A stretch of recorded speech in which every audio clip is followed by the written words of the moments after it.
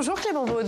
Merci beaucoup d'être notre invité. Vous êtes au commissaire à la stratégie au plan, ancien ministre, notamment de l'Europe et des Transports. On est ensemble pendant 20 minutes pour une interview en partenariat avec la presse régionale, représentée par Christelle Bertrand du groupe La Dépêche. Bonjour Christelle. Bonjour Oriane, bonjour Clément. Bonjour. Clément Beaune, journée décisive donc aujourd'hui à l'Assemblée nationale, jour de vote du budget de la sécurité sociale. Qu'est-ce que vous auriez voté cet après-midi, vous, si vous étiez encore député ?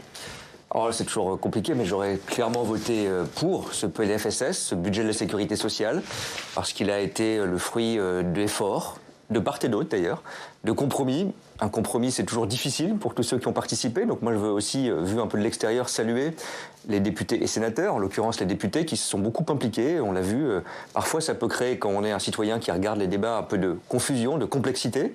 Peut-être qu'il faudrait revoir notre procédure budgétaire, c'est quelque chose moi, auquel je réfléchis. Mais en tout cas, dans cette assemblée fragmentée, il fallait trouver une méthode, des compromis. Le gouvernement, les parlementaires de tous bords ont joué le jeu. Il a trouvé la bonne méthode, Sébastien Lecornu ? Ah oui, je crois que la méthode du travail, d'abord, de la présence, il a été très présent, de l'implication, du compromis, c'est salué d'ailleurs même par ceux qui ne vont pas voter le texte. C'était une méthode qui était indispensable dans ce contexte et je sais que, encore une fois, ça peut créer de la complexité, de la confusion, mais ça crée aussi, je crois, de l'apaisement. De voir un Parlement, on dit souvent les bancs sont vides, où sont-ils, on ne voit pas toujours le travail en commission, etc. Là, on a vu un hémicycle très rempli, même le week-end, des députés de tous bords, là aussi, qui se sont impliqués, qui se sont parfois invectivés, mais qui ont quand même beaucoup bossé pour avoir un texte qui soit le meilleur possible. Et évidemment, ce compromis, c'est plus compliqué que quand vous avez une majorité claire, ça c'est sûr.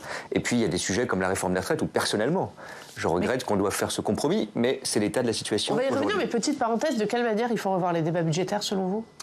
J'ai regardé, moi, comme j'ai été ministre des Affaires européennes, ce que faisaient nos voisins. On ne le sait peut-être pas, on a le débat budgétaire le plus long d'Europe. Entre la navette parlementaire entre les deux chambres, c'est bien normal, mais avec des heures et des heures de débat, parfois tard le soir et la nuit. Alors, tout le monde peut dire c'est le boulot des parlementaires de bosser, bien sûr, mais je ne pense pas que ce soit rendre service à la démocratie que d'avoir des moments de grande fatigue, des moments où on enchaîne des centaines d'amendements. Et puis, il y a un sujet aussi qui me tient beaucoup à cœur maintenant que je dirige une institution d'évaluation, comme le Haut Commissariat à la stratégie au plan, c'est qu'il y a beaucoup d'amendements sur lesquels il n'y a pas du tout de chiffrage. Il n'y a pas du tout d'évaluation. On l'a vu sur l'impôt sur la fortune improductive. Moi, j'ai été, comme citoyen, j'ai écouté la radio, la télé le lendemain. J'ai entendu 3 versions différentes de ce que faisait cet impôt. Donc, c'est-à-dire, on ne sait même pas exactement expliquer ce qu'on a voté parce que ça a été parfois fait, pardon de l'expression, à l'arrache. Donc, il faut qu'on ait, je pense, parfois, une journée ou deux pour évaluer un amendement, surtout quand il est fiscal, qu'il est important. Ça rassurera les entreprises, ça rassurera nos concitoyens. Et c'est possible d'avoir 24 heures de délai pour qu'il y ait, par exemple, on pourrait le faire, ou d'autres organismes, une évaluation objective de l'impact ou du chiffrage d'un amendement. Pour revenir sur la méthode de Sébastien Lecornu, il a dû beaucoup donner, notamment au Parti socialiste, pour s'assurer d'un vote positif. Je pense notamment aux franchises médicales et à la suppression de l'année blanche. Finalement, ce budget va être voté par le PS et pas par Horizon. Est-ce que vous considérez, comme certains, que c'est du coup un budget de gauche ? Alors, du coup, on va voir. C'est pas un budget de gauche, parce que je pense que si le Parti socialiste avait la majorité dans l'hémicycle, ce qui n'est pas le cas, il aurait sans doute proposer un autre budget. Bon.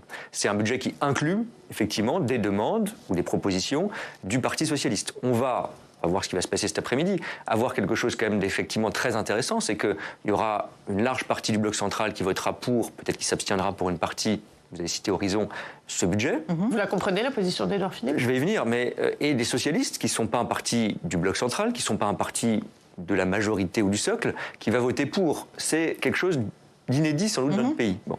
Moi, j'y vois quand même une bonne chose, encore une fois, c'est qu'on est capable, on pensait que c'était impossible de faire des compromis. Moi, je viens de la gauche, je le dis aussi, on est aussi capable d'avoir un parti socialiste qui se détache de la gauche radicale et de la France insoumise, parce qu'on a vu à quel point ils étaient attaqués par la France insoumise, et ils ont pris des risques aussi, il faut le saluer, pour essayer de trouver un compromis. Quand LR et Horizon ne votent pas un budget, c'est un budget compromis ?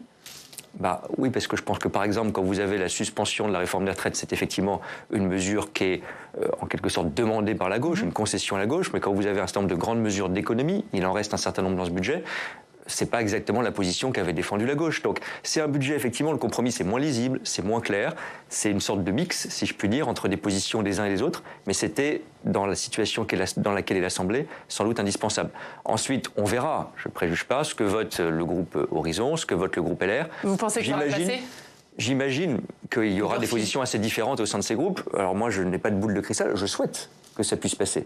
Mais je ne suis pas parlementaire et je suis comme tout le monde, je vois bien que les choses seront serrées, mais à la fin, le résultat est le résultat. Et quoi qu'il arrive, il faudra avancer. Il y a encore un texte budgétaire qui est en discussion ici au Sénat, qui est le budget de l'État. Donc le marathon n'est pas fini. Et sur la position d'Édouard Philippe? Écoutez, il s'en est expliqué hier. Moi, je comprends que c'est beaucoup lié à la question des retraites. Sur le fond, je partage, je vais vous dire, non seulement il faudra à un moment revenir à la réforme des retraites qui a été votée, que j'ai défendue comme ministre en 2023, mais je le dis comme haut commissaire à la stratégie au plan aujourd'hui, il faudra aller plus loin. C'est incontournable. Il faudra un travail plus tardif dans la vie. Il faudra un âge légal ou autre chose comme la durée de cotisation qui fait qu'en moyenne, on travaillera collectivement plus longtemps, en différenciant davantage. C'est pas pareil d'être chauffeur routier et d'être cadre dans un bureau, à l'évidence. Mais on est aujourd'hui, je le dis quand même pour qu'on ait la réalité en tête, le pays d'Europe et le pays de l'OCDE qui a l'âge de départ le plus bas, et on est 3 ans en dessous de la moyenne européenne, même avec la réforme Borne complète. Donc ça, c'est une réalité politique, économique et démographique incontournable. Voilà, maintenant, je pense que c'est ça le message que passait Édouard Philippe.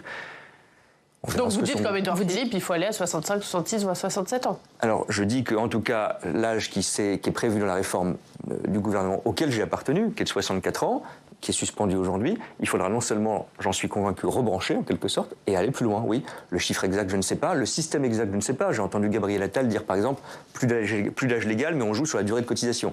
Mais l'effet doit être le même. Avec un système par points. Oui, et c'est une bonne réforme. On l'a défendu d'ailleurs, le système par points. Ça a été porté à un moment par le gouvernement d'Édouard Philippe. Donc je pense qu'il faut y revenir, ça donne plus de liberté. Mais la réalité démographique, cette année, pour la première fois, on va avoir plus de décès que de naissances en France. On va avoir un décrochage démographique. Il va durer quoi qu'on fasse. Il faut l'affronter. Et l'affronter, ça veut dire travailler collectivement plus longtemps, en différenciant avec des points, mais travailler collectivement plus longtemps. Ça, c'est un débat qui aura lieu en 2027. Mais oui, pour revenir avant 2027, sans doute. Avant 2027, pour revenir au PLFSS, vous disiez à l'instant, ça va être limite. On ne sait pas si ça passe ou ça passe pas. En tous les cas, ce sera à quelques voix près. Est-ce qu'Édouard Philippe sera tenu pour responsable si le budget de la sécurité sociale ne passait pas? Je ne vais pas faire de... C'est ce que disent certains de vos collègues, c'est pour ça que je vous pose la question. Vous savez, maintenant je suis un peu en dehors du jeu parlementaire, je ne vais pas distribuer des bons et des mauvais points, a fortiori par avance, puisqu'on ne sait pas quel va être le résultat. Et j'ai entendu... mais c'est étonnant quand même, un groupe du bloc central qui ne soutient pas un texte aussi important. Oui, mais parce qu'on est en train, je vais vous dire, tout ça a 1 an. Cette fragmentation parlementaire. On est en train d'apprendre la difficile vie du compromis.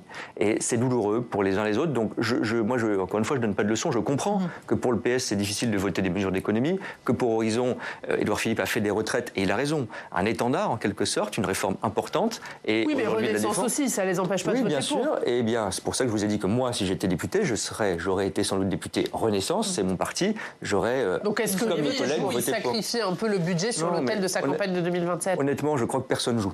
Donc je crois que ceux qui votent en conscience ne jouent pas. Maintenant, moi, si vous me demandez mon avis, j'appelle à la responsabilité. Je pense qu'on a besoin de ce budget et je sais qu'il est imparfait. Je sais que si j'étais parlementaire aujourd'hui et comme engagé politique que je suis encore, c'est douloureux de voir une réforme qu'on juge importante comme celle des retraites détricotée ou suspendue. Et c'est pour ça que je dis tout de suite, et là c'est une réalité économique, il faudra y revenir. Mais vous comprenez que Sébastien Lecornu ait accepté la suspension? Oui, parce que c'était le constat de la réalité. C'était le constat de ce compromis nécessaire. Qu'est-ce qui se passe ce soir à 21h, 22h si le budget de la sécurité sociale n'est pas adopté? D'abord, il faut le dire parce qu'un vote dans une démocratie, c'est jamais anodin. Donc ça a des conséquences. Donc l'absence de vote sur le budget de la sécurité sociale, c'est un déficit qui ne va pas se réduire. On pourrait vouloir qu'il se réduise encore plus, mais qui ne va pas se réduire, qui va s'aggraver. Et c'est une incertitude, voire un recul sur certaines mesures importantes qui sont prévues dans ce PLFSS. Le congé de naissance, par exemple, les places créées dans les EHPAD. Non, moi je ne crois pas que... il fallait créer de la crise politique pour le plaisir de l'adrénaline de ces épisodes nombreux qui succèdent au Parlement. Bon. Donc le gouvernement, il démissionne quand il est censuré. Voter contre un texte, ça n'est pas une censure. Donc il faut attendre la motion de censure qui va être déposée par LFI. Il y en aura sûrement. Personnellement, je souhaite qu'elle n'aboutisse pas, ces motions de censure. Mais il ne faut pas confondre les exercices. Ce soir, les parlementaires, les députés votent sur un texte pour la sécurité sociale. Ça a des conséquences sur la Sécu. Ça n'a pas des conséquences sur le gouvernement. Et d'ailleurs, là aussi, moi je suis toujours surpris, avec un tout petit peu de recul et en comparant les pays européens, à quel point on personnalise les choses.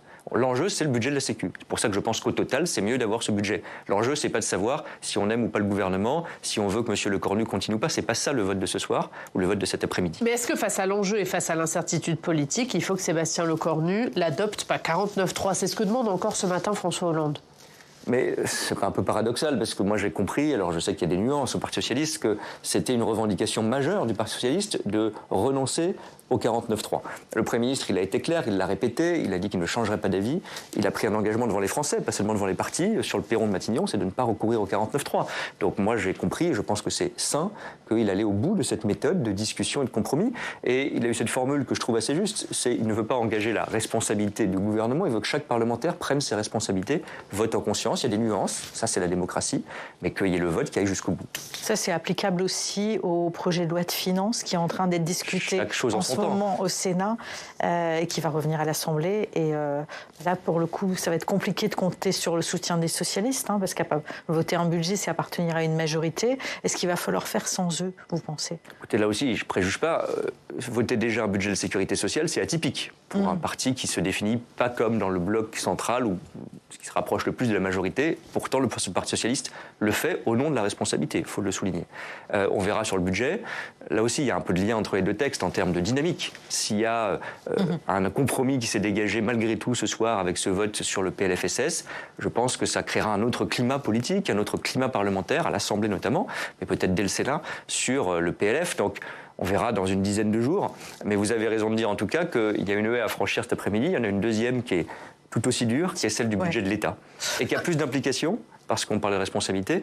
Quand vous n'avez pas de budget de l'État, là vous avez toute une série de dépenses des ministères, etc., qui peuvent être bloquées, notamment notre effort de défense, qui doit être augmenté dans ce budget, qui ne pourrait pas l'être si le budget de l'État n'était pas voté. Un mot sur une mesure de ce budget qui concerne le Haut Commissariat. Alors, les macronistes étaient en commission, ont voté la suppression du certains macronistes, dont Sylvain Maillard. Oui. Comment vous l'avez pris?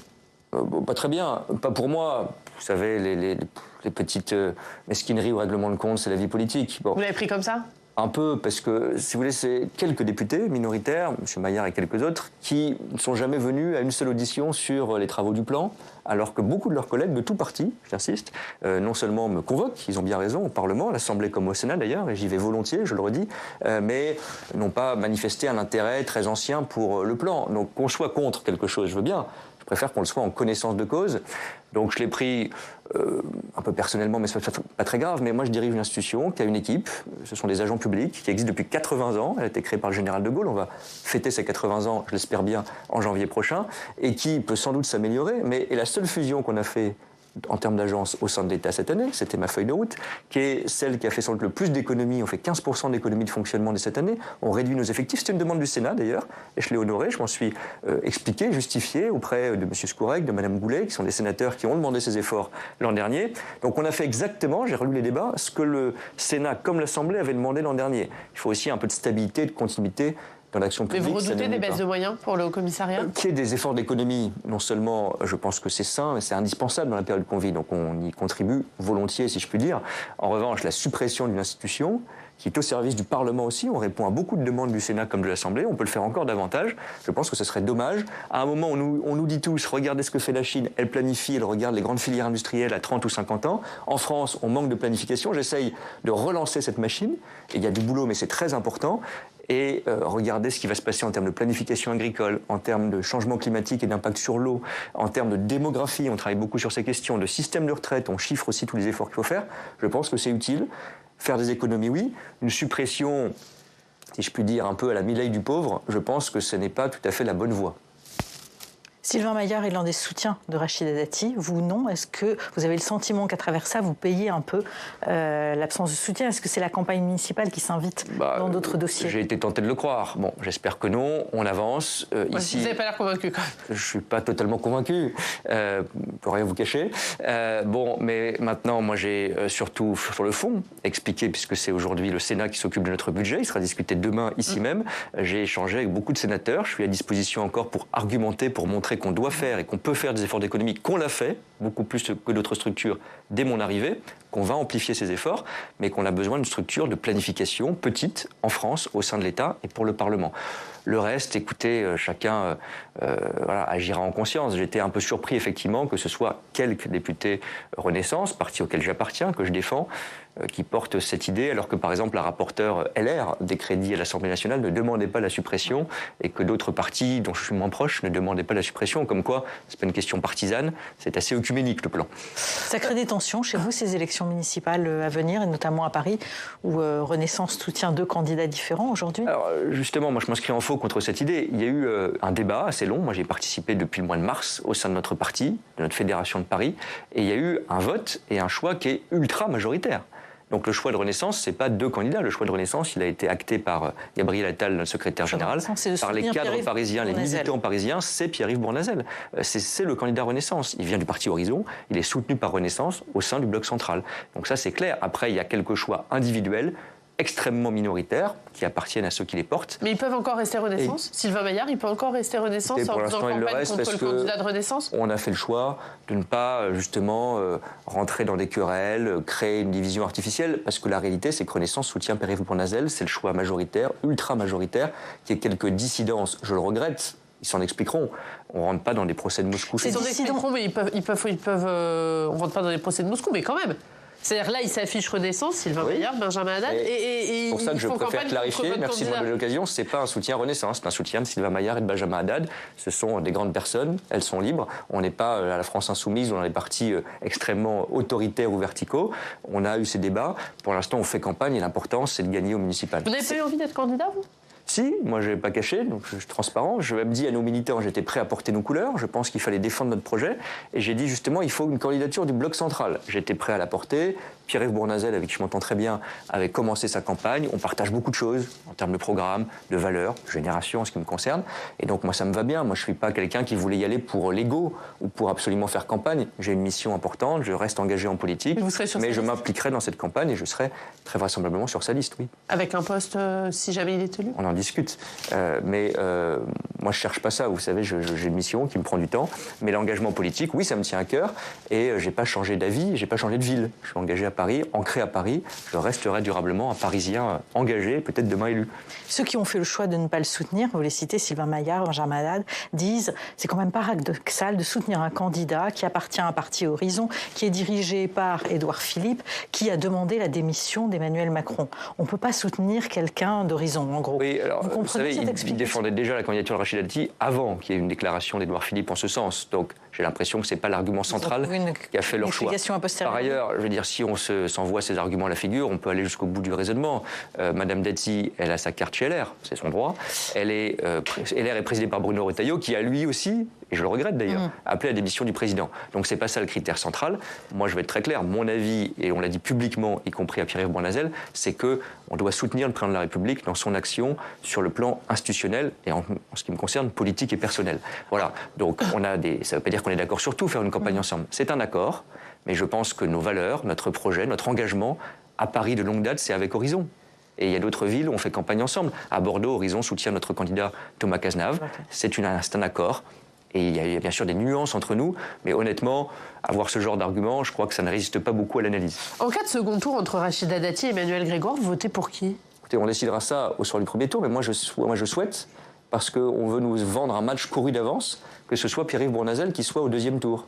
Bon. Et moi, je suis toujours surpris qu'on nous pose la question à nous, ou à Pierre-Yves Bournazel, et qu'on ne demande pas ça ni à Mme Dati, ni à M. Grégoire, parce qu'on regarde les sondages et que les choses seraient figées d'avance.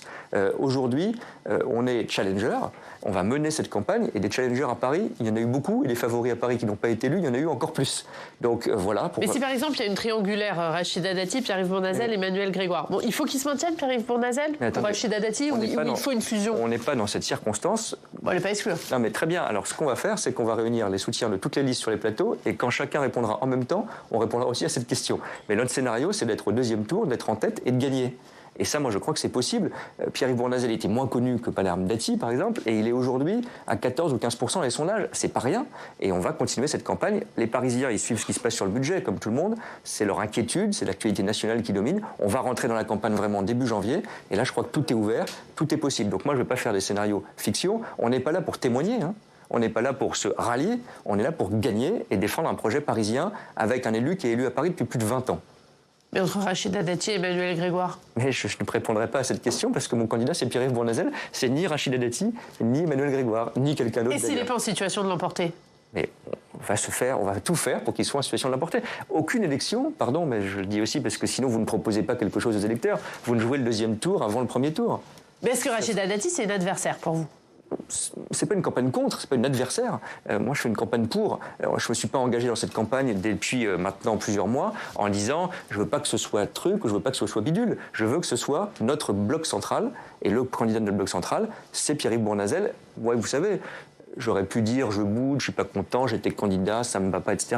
Je m'engage parce que je pense que c'est le meilleur choix possible aujourd'hui, Pierre-Yves Bournazel. Je le crois. Mais est-ce que vous maintenez des liens avec l'équipe de Rachida Dati pour que le ralliement de l'un ou de l'autre, quel qu'il soit, je ne suis pas un messager, je ne suis pas un négociateur. Donc je ne parlais pas de vous, vous, l'équipe de Pierre-Yves Bournazel, pour que le ralliement de l'un ou de l'autre soit possible. Non, mais on ne crée pas de lien, il n'y a pas de rencontres nocturnes pour préparer des scénarios qui aujourd'hui n'existent pas, dans aucun camp et dans aucun côté d'ailleurs. On déroule notre campagne, on se réunit, on fait des réunions publiques, il y en aura une dans quelques jours. Voilà. Et je suis encore une fois surpris qu'on pose cette question à nous ou à Pierre-Yves Bournazel et pas aux autres. Je la posais dans les deux sens, exprès. Voilà, eh bien, écoutez, non, on n'est pas en train de travailler pour d'autres, d'avoir un plan caché. Je sais que certains essaient de le faire croire, parce que c'est une façon classique en politique de dévaloriser une candidature. Mais nous, on la porte et on pense que c'est la candidature rassembleuse pour changer sans brutaliser. Dernière question sur un autre sujet, Christelle. Oui, sur la visite en Chine d'Emmanuel Macron qui s'est avérée un peu décevante. Il n'a pas obtenu d'infléchissement de la position de Xi Jinping sur ses relations avec la Russie. Est-ce que c'est le signe d'un président qui a aussi du mal à l'international? Est-ce que la situation en France pèse aussi dans ses relations internationales? Alors, je ne crois pas du tout ça, parce que moi je l'ai vécu notamment au niveau européen. J'ai vu des leaders qui avaient parfois des difficultés intérieures, parfois beaucoup plus grandes que celles qu'on vit, et qui étaient, je l'ai vu avec Mme Merkel par exemple, extrêmement puissants, écoutés dans la défense des intérêts français. Donc je ne crois pas du tout, quoi qu'on pense de l'action du président, moi je la soutiens, en France, qu'il soit de quelconque façon, et notre pays avec, affaibli à l'international. Ensuite, vous parlez du fond de la visite en Chine. Bon, il y a eu des discussions, notamment sur la question commerciale, j'en ai pas le détail, mais qui étaient nécessaires. Je crois que personne ne peut imaginer que dans la diplomatie, notamment vis-à-vis d'une grande puissance comme la Chine, les choses changent du jour au lendemain. Bon, mais le président a été très clair. Sur notre défense, il ne s'agit pas seulement d'attendre des choses d'une autre puissance comme la Chine, il s'agit de se défendre en tant qu'Européens. Et le président était très clair à son retour sur le fait qu'il y avait une menace commerciale chinoise majeure, pas que chinoise d'ailleurs, mais aussi chinoise, et qu'on devait défendre en tant qu'Européens nos intérêts. Ça veut dire avoir une politique commerciale beaucoup plus ferme, des droits de douane quand il y a du dumping sur l'automobile ou d'autres secteurs, mais pas seulement de la protection, parce qu'il faut se protéger quand il y a une vague, en quelque sorte, d'exportation, parfois subventionnée, de pays comme la Chine, mais il faut aussi innover, parce que la différence entre maintenant et il y a 10 ans, c'est qu'on est soumis aux exportations chinoises à bas coût, beaucoup moins chères que les nôtres, mais aussi avec des avantages technologiques et techniques beaucoup plus importants. Dans certains secteurs, ils sont meilleurs, il faut le dire honnêtement, en technologie que nous. Et donc, il faut aussi qu'on augmente nos investissements dans des filières comme la voiture électrique, comme la batterie, comme la machine-outil, pour être protégés du dumping, mais aussi meilleurs technologiquement. Merci beaucoup Clément Beaune. Merci d'avoir été notre invité. Christelle, très belle une de la dépêche. Sur la laïcité. 120 ans de laïcité, on va la développer tout de suite dans la revue de presse. Merci beaucoup à tous les deux. Merci.